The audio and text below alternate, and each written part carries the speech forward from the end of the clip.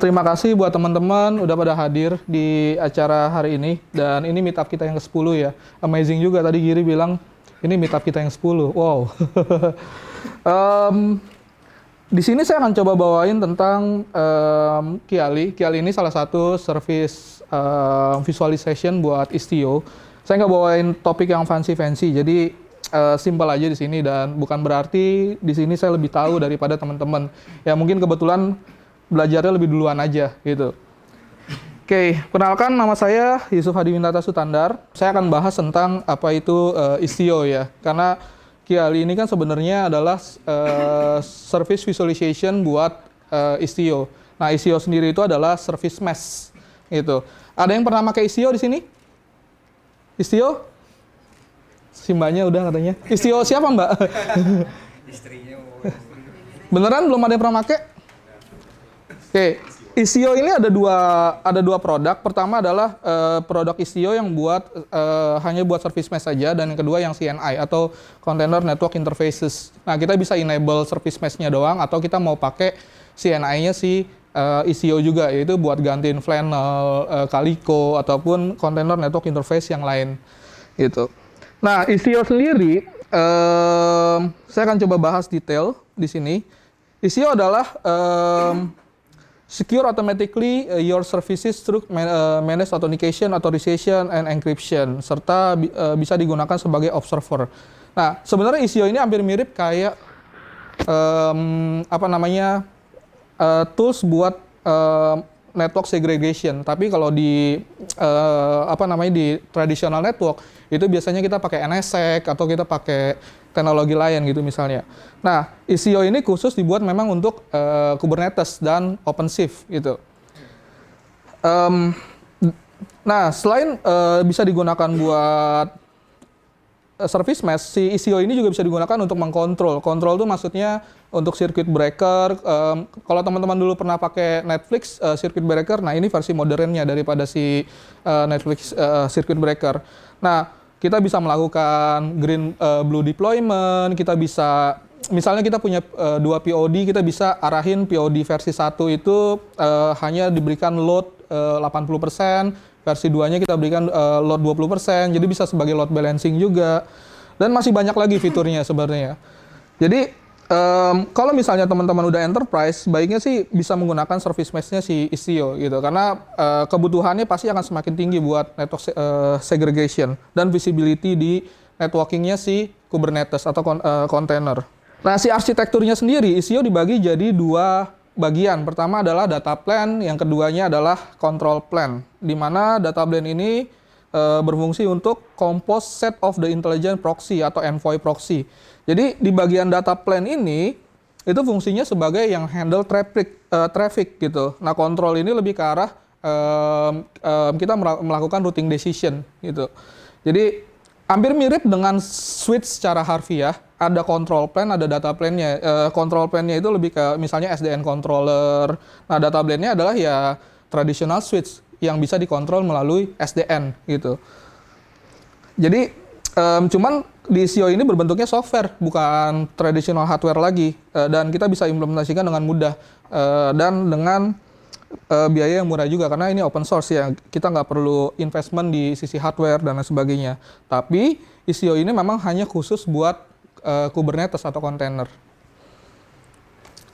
Oke, lalu di Istio ada namanya sidecar injection. Tadi Mas Imre udah sempat bahas sedikit sidecar injection.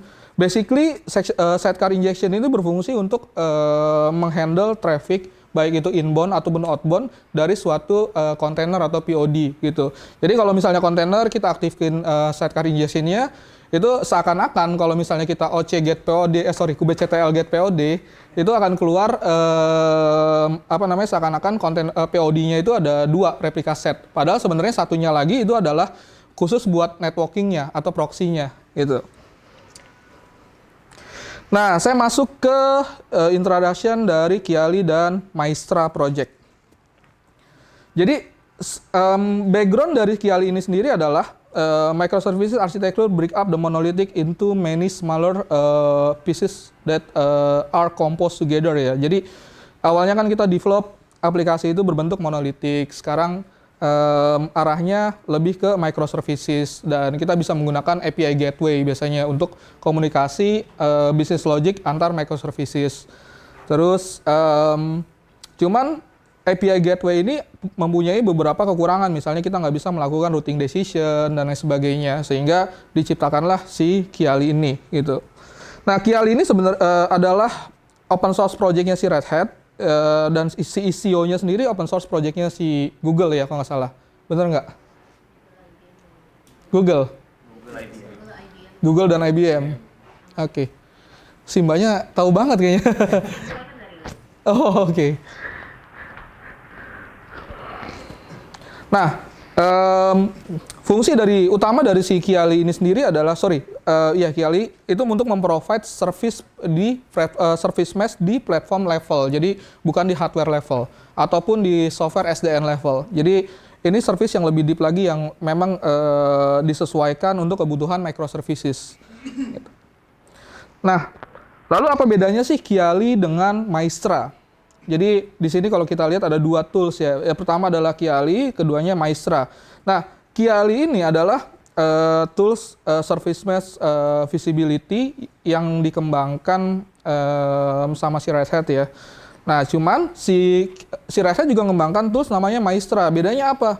Sebenarnya sama aja Maestra antara Kiali, cuman yang membedakan adalah integrasi dengan open tracing toolnya sama monitoring Grafana gitu. Kalau misalnya kita install Kubernetes dan kita install Istio lalu kita install Kiali di atasnya, itu kita harus mengintegrasikan manual Jigger-nya dan juga open tracing-nya pakai Jigger ya, dan Grafana-nya. Cuman kalau misalnya kita install di OpenShift menggunakan Maestra, ini implementasinya bisa disimplify. Jadi pada saat kita install Kiali itu udah terintegrate dengan Jigger dan Grafana. Nggak perlu pusing-pusing lagi buat ngarahin Jigger URL-nya di mana, Grafana-nya di mana.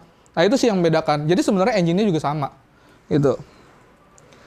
Nah, sebelumnya kalau misalnya kita mau melakukan routing decision in traditional way, biasanya kita pasang proxy ya, baik itu mode proxy, mode JK, or mode reverse proxy di Apache atau Nginx. Lalu kita bisa melakukan beberapa decision di situ. Misalnya, kalau aksesnya ke /app1 diarahin ke server A dan sebagainya gitu. Nah, kalau misalnya di service mesh itu lebih kompleks. Makanya kita membutuhkan namanya teknologi yang memang bisa mengakomodir kebutuhan routing decision di service mesh. Jadi, kalau kita lihat perbedaannya sekarang seperti ini ya. Yang bagian biru ini adalah sidecar. Sidecar itu isinya sebenarnya cuma proxy doang, hampir mirip dengan proxy yang ada di secara harfiah. Dalam artian proxy secara harfiah kan kita bisa pakai Nginx atau Apache ya, dengan mode proxy dan lain sebagainya.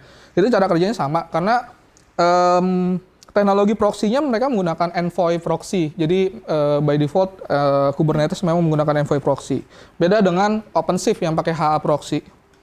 Nah, proxy-nya ini fungsinya buat nge-handle traffic inbound dan outbound dari si POD-nya atau microservice-nya. Jadi kalau dilihat di gambar ini, bagian kirinya adalah microservice-nya dan ditempelin sama si Envoy proxy-nya gitu. Jadi semua traffic di-handle sama si Envoy proxy dan digunakan buat komunikasi ke yang lain. Hampir mirip dengan API gateway sebenarnya.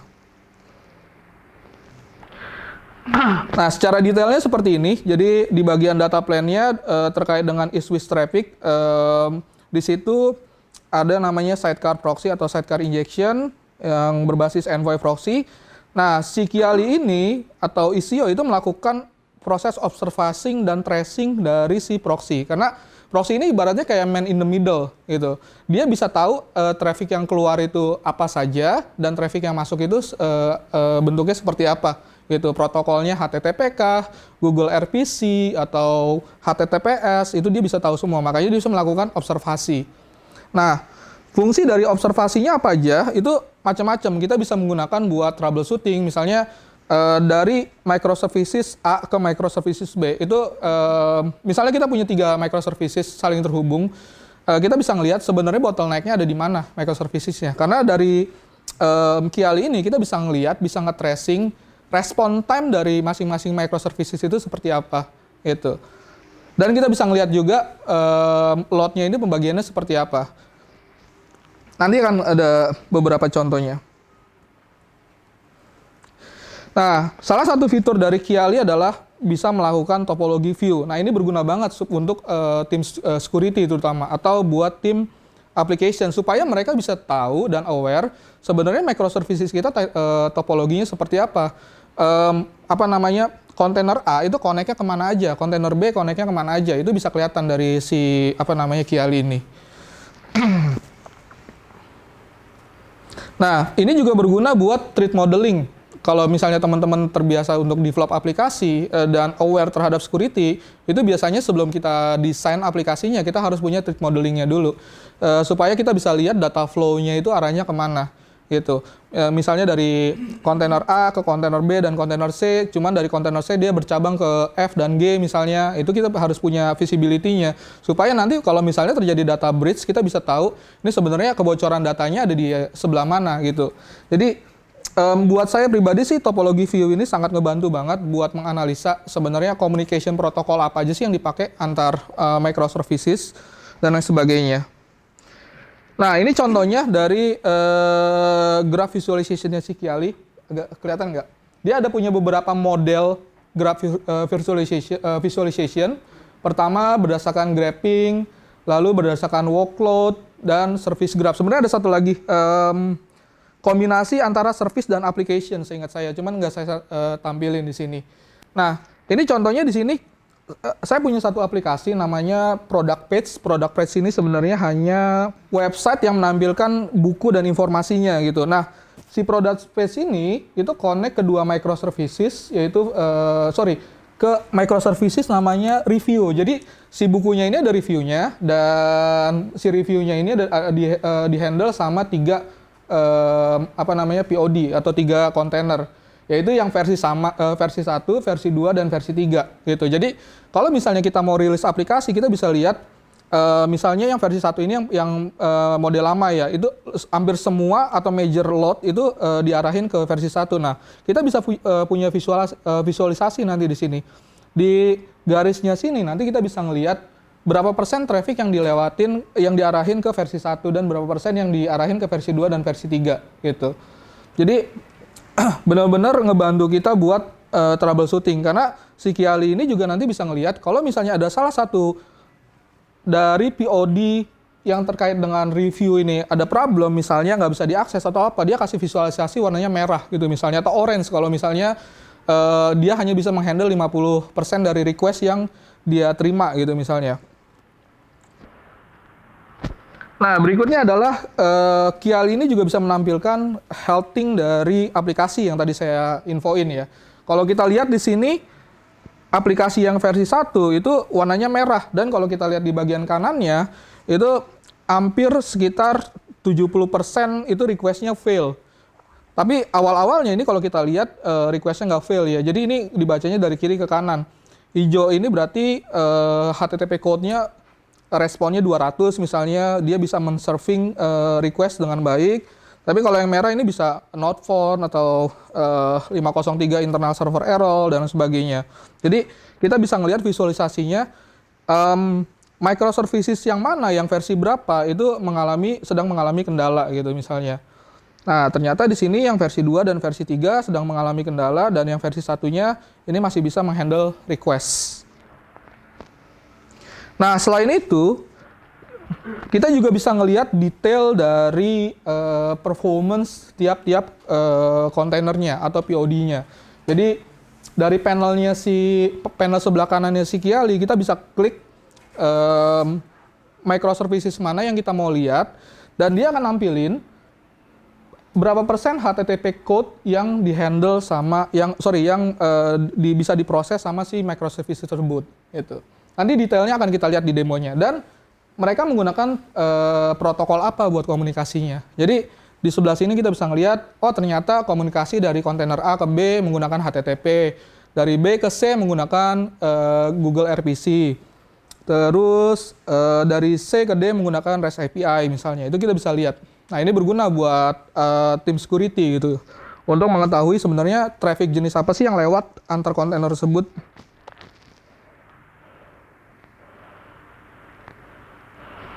Nah, selain itu juga kita bisa memonitoring performance dan availabilitas dari microservices kita. Jadi, kita bisa lihat berapa persen traffic yang berhasil dihandle, dan saat ini dia sedang menghandle berapa concurrent request per second misalnya. Nah, itu bisa ditampilin semua dari si Kiali.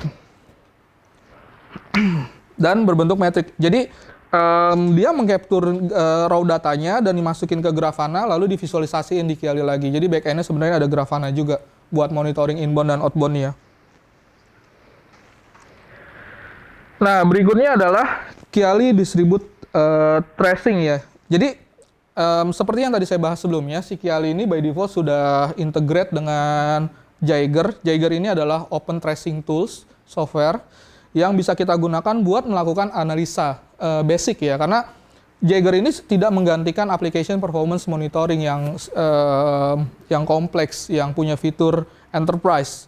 Nah, at least dengan Jaeger ini kita bisa tahu aplikasi kita itu respon time-nya berapa second gitu misalnya. Terus pada saat kita breakdown kita bisa lihat misalnya ada satu aplikasi yang respon time-nya tinggi gitu. Kita klik, terus kita lihat ini ternyata bentuk request-nya seperti apa gitu yang menyebabkan latensinya tinggi. Misalnya pada saat query ke database atau generate report itu ternyata memang menghasilkan respon time yang tinggi gitu karena mereka masih menunggu data balikan dari database. Jadi kita bisa tuning di bagian situnya, di bagian query-nya misalnya.